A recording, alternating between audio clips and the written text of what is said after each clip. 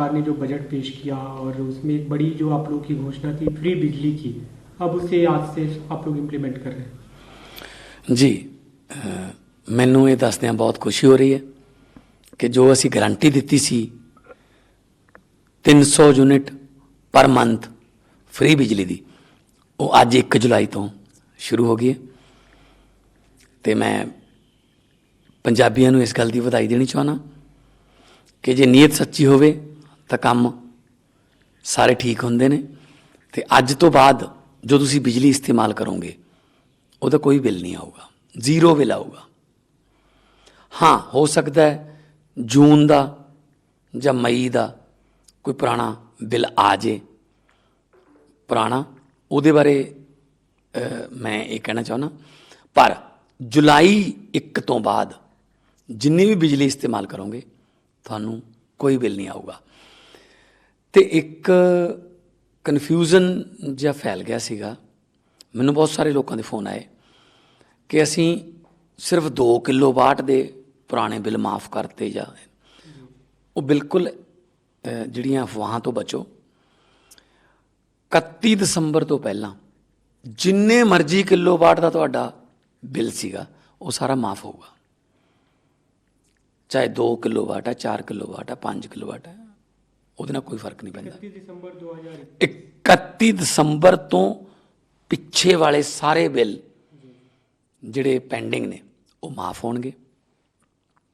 ਬਹੁਤ ਵੱਡਾ ਫੈਸਲਾ ਲਿਆ ਹੈ ਪੰਜਾਬ ਗੌਰਮੈਂਟ, ਉਹਨਾਂ ਨੂੰ ਜਿਹੜੀ ਸਹੂਲਤ ਦੇਊਗੀ ਪੰਜਾਬ ਦੇ ਲੋਕਾਂ ਨੂੰ। ਅਤੇ ਇੱਕ ਮੈਨੂੰ ਇਹ ਦੱਸਦਿਆਂ ਬਹੁਤ ਖੁਸ਼ੀ ਹੋ ਰਹੀ ਹੈ ਕਿ ਝੋਨੇ ਵਾਸਤੇ ਜੋ ਜੂਨ ਦੇ ਮਹੀਨੇ 'ਚ ਬਿਜਲੀ ਦੇ ਕੱਟ ਲੱਗਦੇ ਹੁੰਦੇ ਸੀ, ਰੌਲਾ ਪੈਂਦਾ ਹੁੰਦਾ ਸੀ, 8 ਘੰਟੇ ਨਹੀਂ ਆਉਂਦੀ ਜੀ, 2-2 ਘੰਟਿਆਂ 4 ਵਾਰੀ ਆਉਂਦੀ ਹੈ। ਇਸ ਵਾਰ 8 ਘੰਟੇ ਲਗਾਤਾਰ ਵੀ ਆਈ ਹੈ, ਕਈ ਜਗ੍ਹਾ 'ਤੇ 10 ਘੰਟੇ ਵੀ ਆਈ ਹੈ, ਕਈ ਜਗ੍ਹਾ 'ਤੇ 15-20 ਘੰਟੇ ਵੀ ਆਈ ਹੈ। ਸੋ ਇੱਕ ਵੀ ਸ਼ਿਕਾਇਤ ਬਿਜਲੀ ਦੇ ਕੱਟਾਂ ਨੂੰ ਜਾਂ ਘਰੇਲੂ ਜਾਂ ਖੇਤਾਂ ਵਾਲੀ ਉਹਨੂੰ ਲੈ ਕੇ ਇੱਕ ਵੀ शिकायत नहीं आई। जे नीयत सच्ची होवे तो सब कुछ हो सकता है। हिंदी में आप रिपीट कर दीजिए एक बार, फ्री बिजली को लेकर जो आज से पंजाब सरकार ने जो घोषणा की थी 1 जुलाई से उसे आप लोग फ्री दे रहे हैं आज से। जी, हमने अरविंद केजरीवाल जी ने और मैं भी साथ में था, चुनाव प्रचार के दौरान एक गारंटी दी थी कि पंजाबियों को 300 यूनिट पर मंथ पंजाब में बिजली फ्री आएगी। तो 1 जुलाई से हमने उसकी अनाउंसमेंट की थी। आज से वो 300 यूनिट पर house hold, 300 unit per month आज से फ्री आनी शुरू हो गई। इसका मतलब ज़ीरो बिल आएगा। हो सकता है मई और जून का कोई पुराना बिल हो वो आ जाए, लेकिन आज से जो बिजली इस्तेमाल करेंगे उसका कोई बिल नहीं आएगा। बहुत बड़ी घोषणा है और हम खुश हैं कि हम इस गारंटी को पूरा कर पाए। दूसरा, खेती के लिए, क्योंकि धान की बुआई चलती है, खेती के लिए 8 घंटे बिजली का हमने वादा किया था लगातार। वो 8 घंटे, 10 घंटे, 15 घंटे भी लगातार आती रही। एक भी शिकायत अब तक हमें नहीं आई कि यहाँ पे बिजली कम हो गई या यहाँ से बिजली के कट की वजह से धान की बुआई जो है वो प्रभावित हुई। तो हमने इस चैलेंज को भी पार किया। उसके लिए मैं पंजाब के लोगों का बहुत बहुत आभारी हूँ, धन्यवाद भी करता हूँ।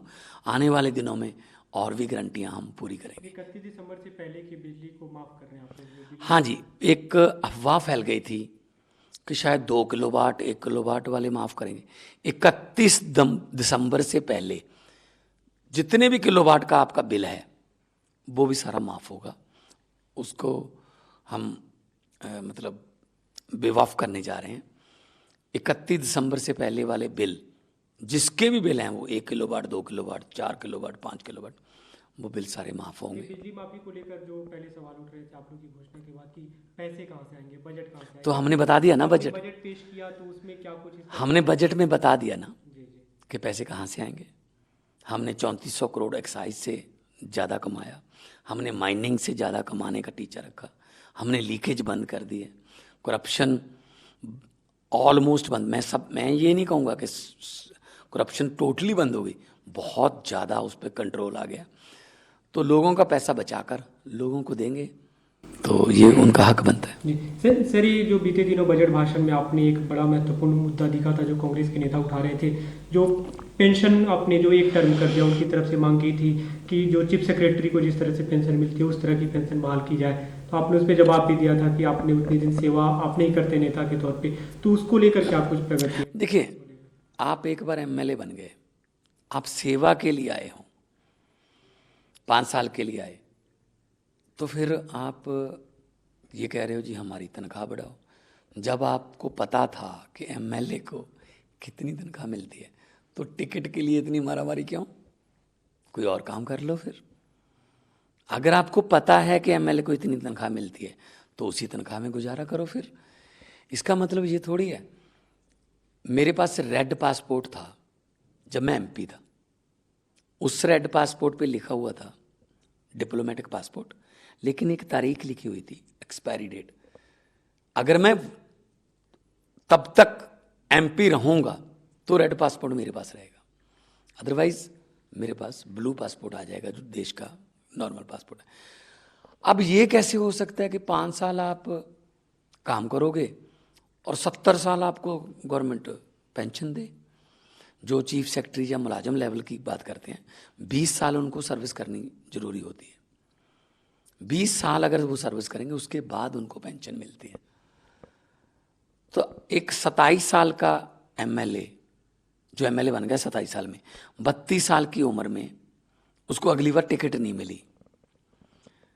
मैं चाहता हूं उसकी उम्र 100 साल हो, तो 70 साल उसको हम पेंशन देंगे ना।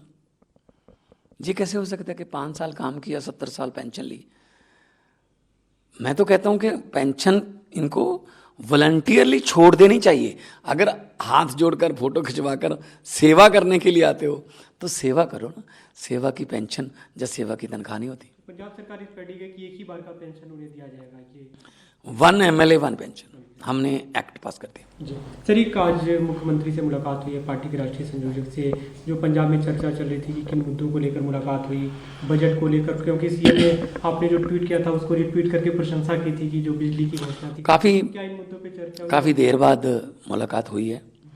देश में इन द मीन टाइम बहुत सी राजनीतिक उलटफेर हुए हैं, तो बातचीत हुई है, जस्ट नॉर्मल कर्टसी बातचीत हुई है। कोई ऐसा कोई मुद्दा या कोई वो नहीं है। तो मिल के नेशनल कन्वीनर हैं कि आगे आने वाले दिनों में क्या करना है, कौन सी गारंटियाँ पूरी करनी हैं और कौन कौन सी लोगों को सुविधाएं देनी है, उस सिलसिले में बातचीत हुई। पंजाब में सारी चर्चा थी कि कैबिनेट रिशफल को लेकर कुछ, तो क्या नहीं, उसमें कैबिनेट के बारे में कोई बातचीत पार्टी नहीं। के वो तो पंजाब में करेंगे ना हम।